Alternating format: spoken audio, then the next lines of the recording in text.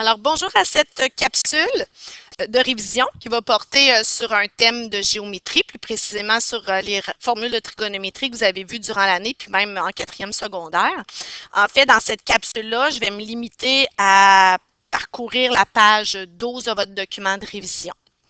Alors, en trigonométrie, on a vu trois grandes lois, trois grandes familles de formules.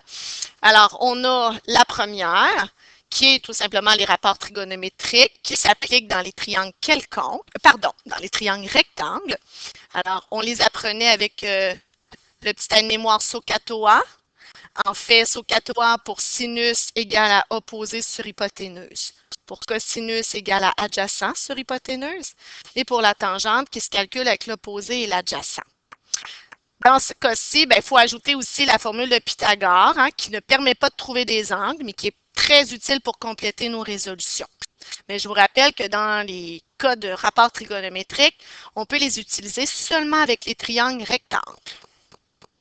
On a vu aussi la loi des sines. La loi des sines qui se travaille bien, mais qui s'applique que sur les triangles quelconques. Et je vous rappelle, elle avait cette allure-là, la loi des sines. La loi des sines, en fait, c'est qu'on peut l'utiliser à la condition de connaître un angle et un côté opposé à cet angle. Si on connaît au moins une fraction, on pourra ensuite construire la proportion, puis résoudre. L'exemple ici qui est suggéré, tu vois, on connaît un angle, on ne connaît pas son opposé. Cet angle-là, on ne connaît pas son opposé. Puis ici, on connaît le côté, mais on ne connaît pas son angle opposé. Alors, à première vue, on pourrait penser ne pas pouvoir utiliser la loi des sines. Mais attention, j'ai mis cet exemple-là un peu pour attirer votre attention, justement. C'est que lorsqu'on connaît deux angles, il est facile de déduire le troisième. 180 moins les deux autres, nous donne 102 degrés.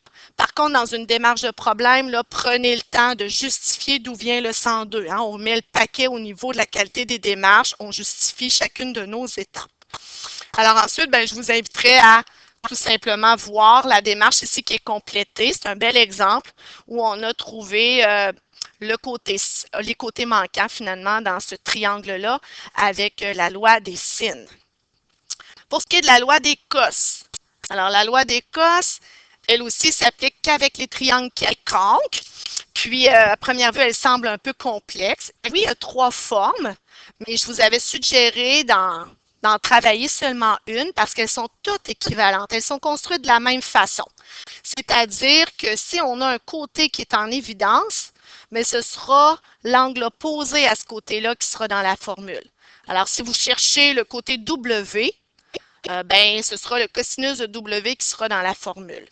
Ensuite, on additionne le carré des deux autres côtés connus, puis on les considère aussi dans la petite multiplication ici. La loi des cos, elle peut être appliquée si on connaît les trois côtés, alors les trois côtés connus, puis on cherche un angle, ou bien on a deux côtés connus seulement, puis un angle connu, puis on cherche le côté opposé. Alors, dans ces cas-là, vous voyez qu'on n'aurait pas pu prendre la loi des sines, parce que pour avoir la loi des sines, il faut avoir une paire angle et opposé, ce qui n'est pas le cas dans ces deux exemples-là. Je vous invite à remonter ici à l'exemple 2. D'ailleurs, je vous suggérerais d'arrêter la vidéo, de l'essayer et de repartir la vidéo pour vous corriger. Ce sera beaucoup plus efficace. Alors ici, on a deux personnes, Étienne et Josiane, qui sont placées à une distance de 100 mètres l'un de l'autre. Puis ces deux personnes-là observent un cerf-volant. Alors le premier, Étienne, l'observe avec un angle de 32, tandis que Josiane, elle, c'est plutôt le contraire, désolé. Alors, on se reprend. Alors, Étienne l'observe avec un angle de 24 degrés et c'est Josiane qui doit lever les yeux davantage avec un angle de 32 degrés. Ainsi, ce point-là, je vais l'appliquer pour cerf-volant. Ça va peut-être nous aider à comprendre la démarche.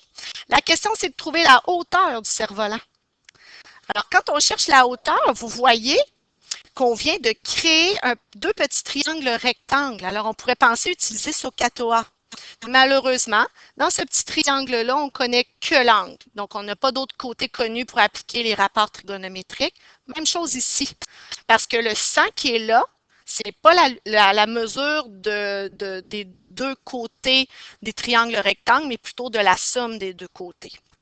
Donc, on va passer par un autre chemin. Alors, comme tout à l'heure, j'attire votre attention, il aurait fallu déduire ce sommet-là, cet angle-là.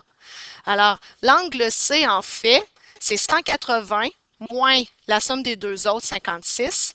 Donc, c'est 124. Alors, on connaît le 124 ici. En trouvant le 124, tu vois, on vient de faire une paire entre un angle et un côté opposé. Donc, on pourrait faire la loi des sines.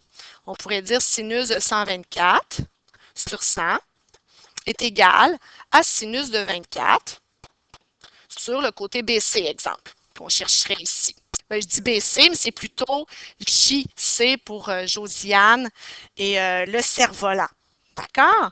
Produit des extrêmes divisé par sinus de 124, mais ça nous donne une distance entre Josiane et le cerf-volant de 49. Alors là, on connaît ici la mesure de 49. Et là, ben, on connaît un angle et une hypoténuse dans le petit triangle rectangle ici, fait qu'on pourrait très bien utiliser SOHCAHTOA. Hein, chercher l'opposé en utilisant l'hypoténuse. Alors, troisième étape, je pourrais dire le sinus de 32 est égal à l'opposé que je cherche, qui est la hauteur, sur 49. On peut le mettre sur 1 pour nous aider, faire le produit des extrêmes et des moyens, puis on obtient que la hauteur du cerf-volant, elle était de 26 mètres finalement. Parfait. Donc, ça fait le tour de la page 12. Alors, j'arrête cette vidéo-là, puis j'en fais une suivante qui va toucher la page 13.